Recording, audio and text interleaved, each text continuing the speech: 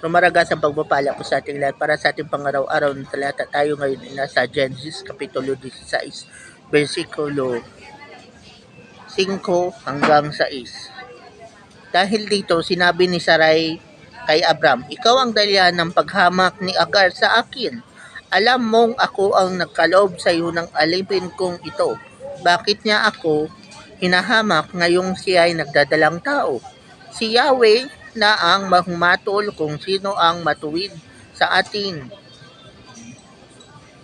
At sumagot si Abram, "Ibinabalik ko siya sa iyo at gawin mo sa kanya ang gusto mo." Pinagmalupitan ni Sarai si Agar, kaya ito'y tumakas. So yun na nga po na ininsulto ni Agar yung dati niyang amo na si Sarai. Dahil alam natin na si Sarai ay baog. So yun na nga po, dahil doon sinumbong ni Sarai sa kanyang asawa ni si Abram ang pang-iinsulto ni Agar. Kaya ito naman si Abram ibinalik kay Sarai si Agar. At yun, pinagmalupitan niya yung dati niyang katulong. So, lesson learned, kung ikaw man ay may katulong, wag na wag mong ibibigay sa iyong asawa